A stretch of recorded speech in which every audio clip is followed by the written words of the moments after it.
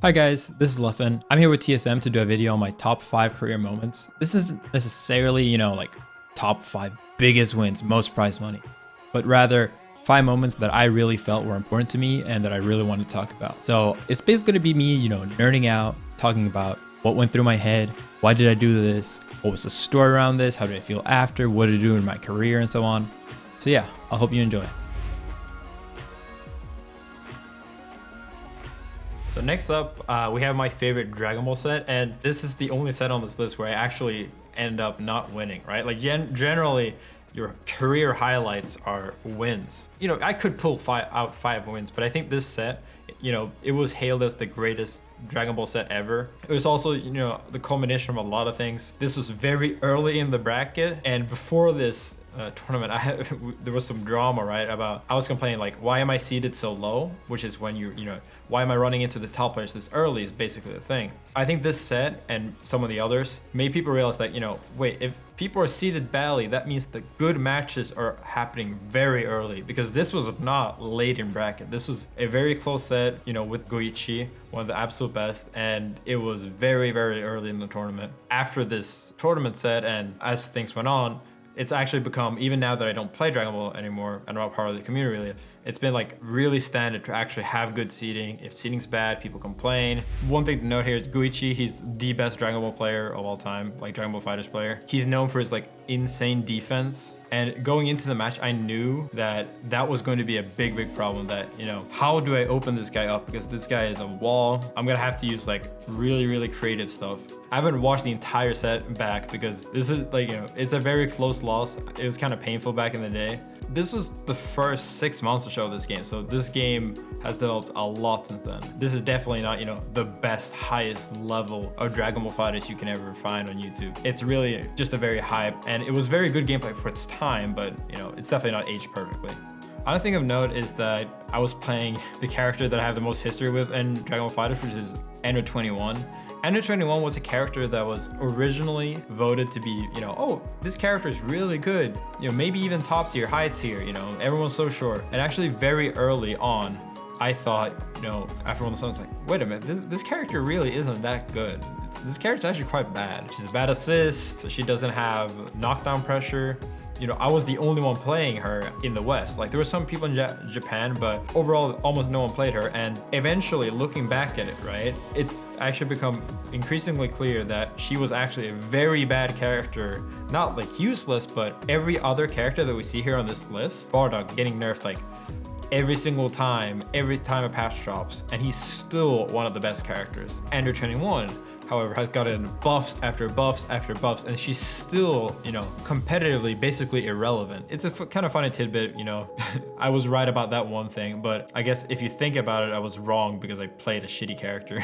So this is actually a noteworthy thing. This is a tech that I didn't invent, but people dubbed it the Leffen after. So Cell has this attack called Perfect Attack. He appears, he does this, the first hit, and then he teleports and appears behind or in front, depending on which version you use. Now, normally, when you do this, if the opponent has to block, he doesn't have to guess whatsoever. He can hold back, and he will always block either hit, even if you're backwards, even forwards.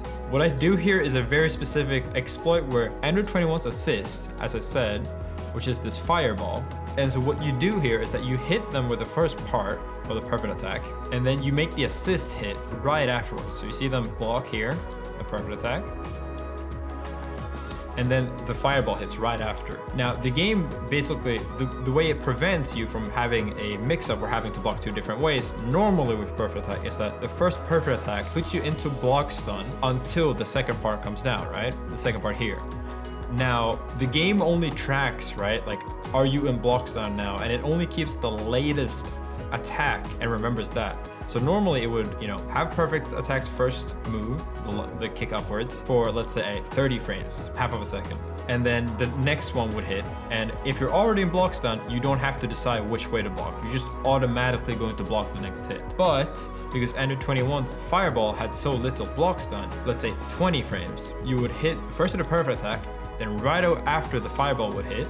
Now the timer is 20 frames instead. And suddenly Bardock here, right before he gets hit, is not in a block animation anymore. And that lets this mix up. You can see him here kind of walk. he's allowed to actually do something. And that lets that attack be an actual mix-up rather than a guaranteed string. The main notable thing about this is simply not necessarily that it even does a lot of damage. You actually see me drop the combo afterwards. But the notable thing was that it kind of made Go1 think, I can't just block against this guy. I actually have to do something. I can't rely on my defense as much. And this was something that almost no one had ever, done in tournament. Like, people have posted on Twitter, it was possible in theory, but it wasn't something that was actually, expected to happen whatsoever.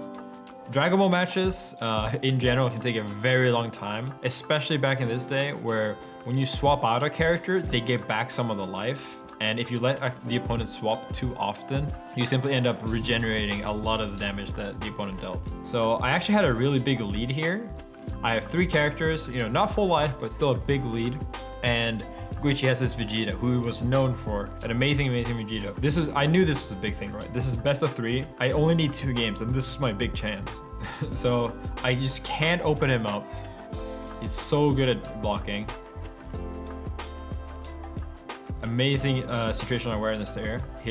Making sure to, super dash as the Vegeta assist was coming in. And long story short, because this was a long fight and he just kept blocking perfectly.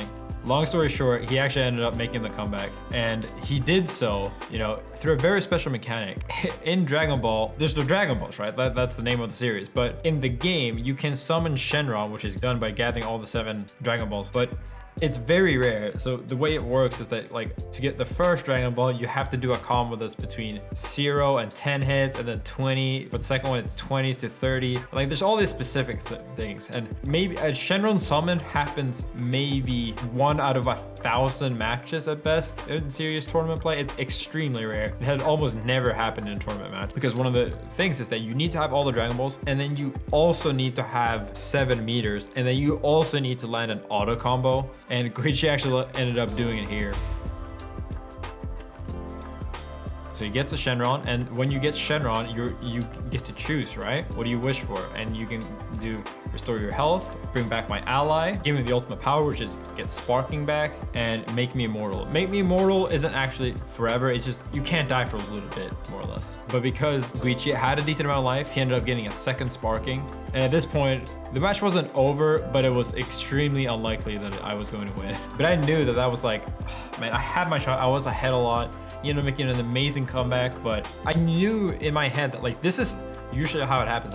You have a first tight game, the top player ends up coming back, clutching it, and that kind of mentally destroys the opponent. And then eventually they just end up taking the next match by a big margin. I take a second here, think about it. It's very important in my opinion to not rush into the next game. Just because you're mad you lost, you can't let that, those emotions get the best of you. So try to mentally reset, go into the next one. And I actually played really, really well here. My Under 21 got things started. Again, the matches are very, very long in Dragon Ball. You get the first kill with Under 21. It's a long, long battle. It's very close.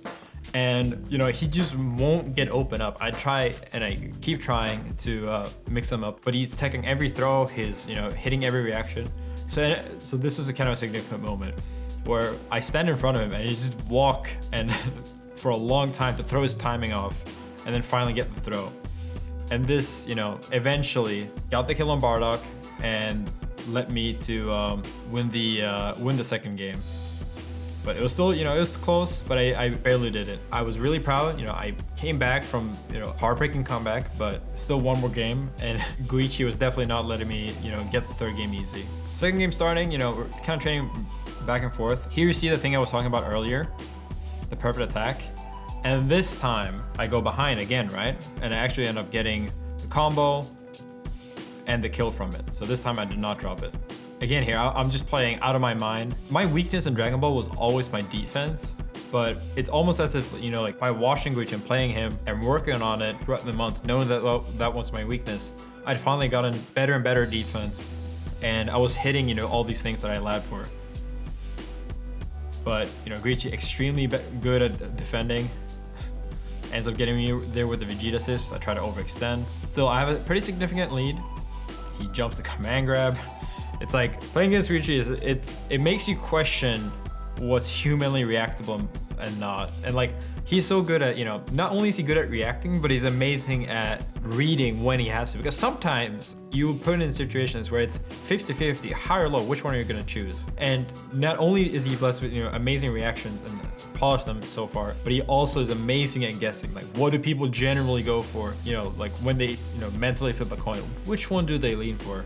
Right, so here, now, I've hit him with this perfect attack mix-up that ends up crossing up, right? 2 times.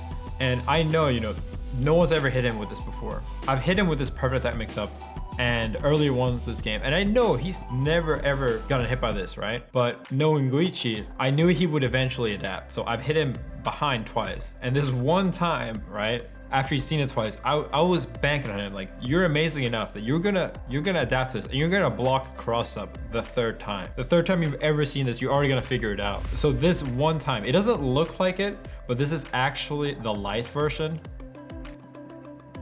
And actually hits in front. That's why you see him get teleported into the wall here instead of it crossing, getting sent towards the middle of the stage. But then this final time, I end up, he's gotten hit by it 3 times. And this one time, I banked on him, this time he's gonna block cross up. This time he's gonna adapt. And I'm guessing right, getting him. And right now I'm up 3 characters to 1. This is a massive lead. He has no assists, he has nothing, he has no sparking, he has no Dragon Balls. Knowing this, a lot of people would, kind of play safe, like, how do I get back? But he gets right in, gets me with kind of like a kind of wonky heavy, which throws me off, and then gets a Dragon Rush. And still, still, I know I'm a lead. I get the hit. It's barely not enough. He's very, very low life here. Knowing the combos I know today, I probably could have killed him from that. It's frustrating watching back. He gets this amazing reaction with the level 3 on the super dash here. Yeah, like, this is a really good feint as well. He dashes up here, and he dashes back. Oh, like, okay, shit, I can do something, and then runs in with the Rebellion Spear here. And now, it's Android 21, the character I'm known for, against Bardock. Still a big lead, but definitely not there yet. He ends up jumping this command grab on reaction, which is really hard to do, but yeah, he did it. Takes the Dragon Rush, vanishes my guard cancel, blocks that one. It's like, it was absolutely crazy, like, how well he was playing. Despite being, at his very last bit of life, he was keeping it, not completely cool, but more cool than anyone could ever expect you to keep it in this moment. And here, he goes high, and I start blocking really good as well. Get the vanish. Everything's going weird now. I don't know why he would block this. But he vanishes, he's plus. I take a bet that he's gonna Dragon Rush, and I press Crouching Light, and he blocks it, and it's just like, I couldn't even understand why the hell it would happen, like, why he would do this. I go for the cross up, he blocks it. Heavy, I dash up, Dragon Rush, he techs it. It was like, it was unbelievable. I go for the cross up again, he blocks it. Delay this time, try to bait him out since I Dragon Rush last time. And it was just like, it was just insane how well he was playing. We're both in neutral, it's still 1 hit away, 30 seconds left on the clock. Clash, we clash. This like shouldn't happen, right? This normal should actually lose to the super dash, but it happened. I end up blocking, vanishes the guard cancel, blocks, gets a hit, but doesn't actually convert from it. Gets a vanish, and then barely, I didn't know what he's gonna do. I thought he was gonna Dragon Rush. I press jab, but I get hit. And he pops off, he screams. I've never seen Go1 pop off that much. I was pretty, I wasn't destroyed, but I was pretty distraught, It was a rough loss. Looking back at it, I can't believe that he blocked all of that I played as well as I did. That was the best I've ever played at that point. And it still just was barely not enough. But it was an inspirational moment. And I actually took a lot of inspiration from Go1, like knowing his defense, knowing how hard he fights when he's down. And I took that and I applied it to my own Dragon Ball play and my own melee play. One of my biggest wins, right? I credit to not only him, but the Dragon Ball community in general and the things I learned from playing against these, amazing players. So yeah, it was a really fun set. Definitely my most impressive loss, I think. And yeah, it was just a really back and forth set. This is episode 2 in the series, so there's 3 more to go. If you missed the first one, then just click the link and it'll send you right there. All right, that's it for this video. I hope you guys enjoyed it. If you did, then I'm sure you're interested in knowing what other moments I chose for my top 5. So yeah, keep an eye out for the next episode in the series.